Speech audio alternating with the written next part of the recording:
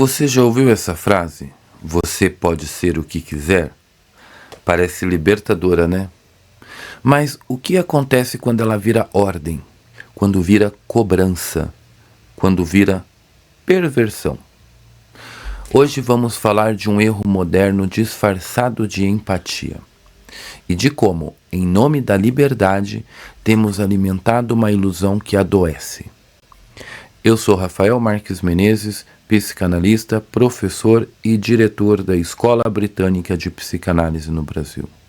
E aqui, no nosso canal, a escuta não segue modismos, segue a verdade da alma. Essa ideia nasceu até que me parece que com boas intenções, mas ela virou um dogma. Ela ignora os limites da realidade, despreza o inconsciente e recusa a alteridade. Na fantasia, tudo é possível. Todavia, a vida não é feita de fantasias, é feita de frustrações. O Freud nos ensinou que o desejo tem limites, limites internos do aparelho psíquico e limites externos do mundo real. A criança, por exemplo, não pode ser tudo para a mãe e nem a mãe pode ser tudo para o filho. Quando isso acontece, o que se vê não é amor, é perversão. E na psicanálise freudiana, o pai, o simbólico, tem uma função clara: interromper a fusão entre mãe e filho. Ele é o terceiro, é o que impede o gozo absoluto, é o que diz não. E é esse não que permite ao sujeito tornar-se alguém.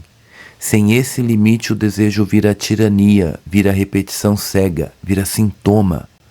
Quando dizemos, você pode ser tudo o que quiser, o que estamos dizendo é: o mundo deve se curvar ao seu desejo. Mas sabia que ninguém aguenta viver assim? Nem quem impõe esse desejo ao outro. Nem quem precisa sustentá-lo. A Melanie Klein, ela descreveu com bastante precisão esse tipo de mente. A mente que quer devorar tudo, possuir tudo, ser tudo, é a mente em posição esquizoparanoide, sem ambivalência, sem limite, sem reparação. Para Klein, essa é a fantasia de onipotência que sustenta o gozo perverso. O sujeito não quer aceitar a castração, não quer aceitar a perda, não quer aceitar o outro. Essa recusa à realidade aparece nos excessos, naquela exigência constante de aceitação, naquela necessidade insaciável de reconhecimento, naquele delírio de que o outro tem a obrigação de validar tudo o que eu sentir. Hoje, dizer não é visto como agressão. Frustrar alguém virou crime moral. Mas quem nunca é frustrado nunca se forma como sujeito. Porque é no limite que nasce o eu, é na castração simbólica que o sujeito encontra sua forma. Sem o não, tudo vira gozo. E onde há gozo sem limite, há perversão. A perversão, nesse contexto, não é mais um desvio sexual. É uma estrutura cultural. É um modo de existir que nega a falta, recusa o real e impõe o desejo como verdade absoluta. É uma inversão entre desejo e limite, entre liberdade e fantasia, entre respeito e imposição. E o mais grave agora é travestida de bondade, de empatia, de acolhimento. Mas basta tirar a maquiagem e aparece o narcisismo. Lindo, né? O desejo de ser tudo e de obrigar o outro a aceitar isso.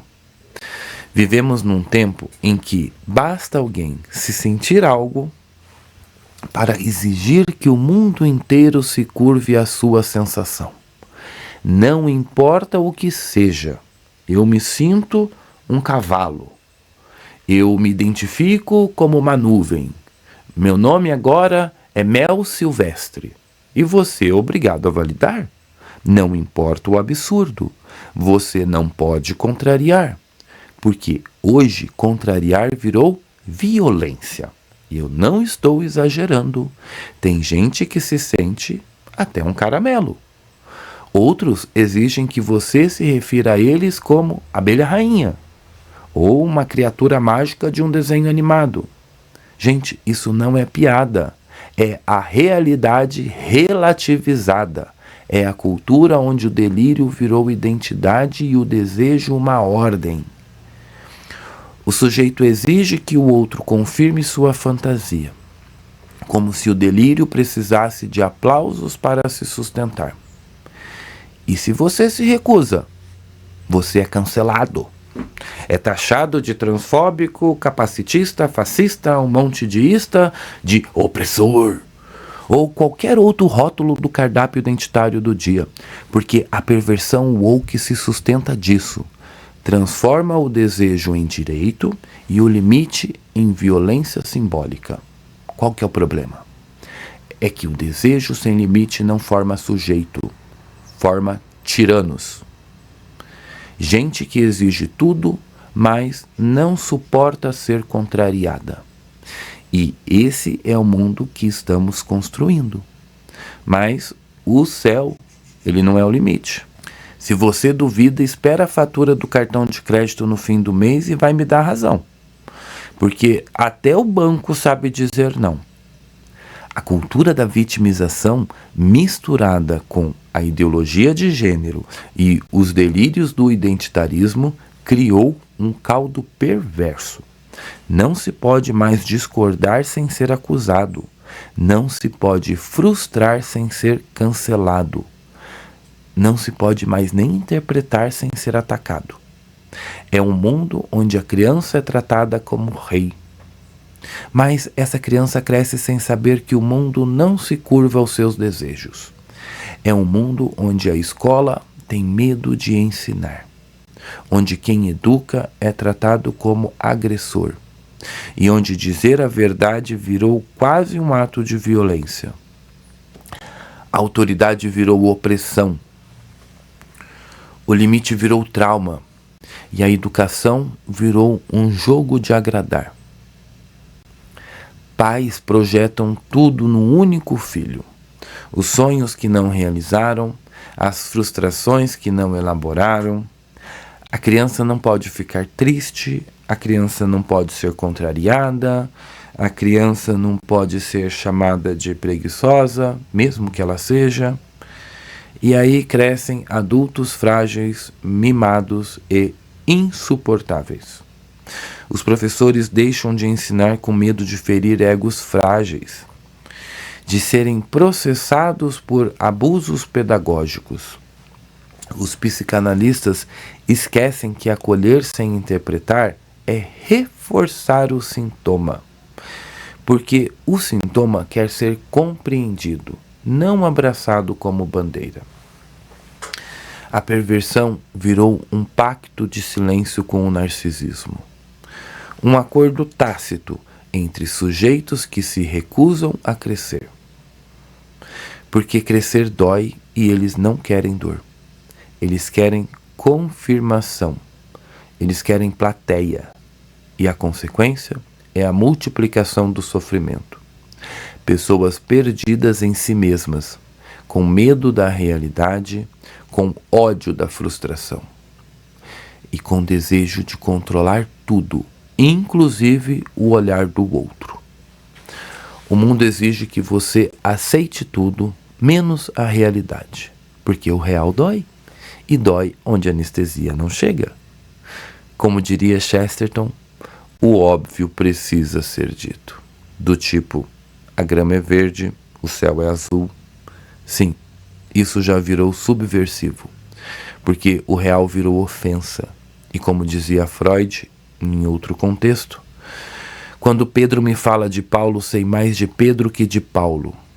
Hoje, quando alguém grita por respeito, é bom a gente olhar bem o que esse sujeito está tentando esconder.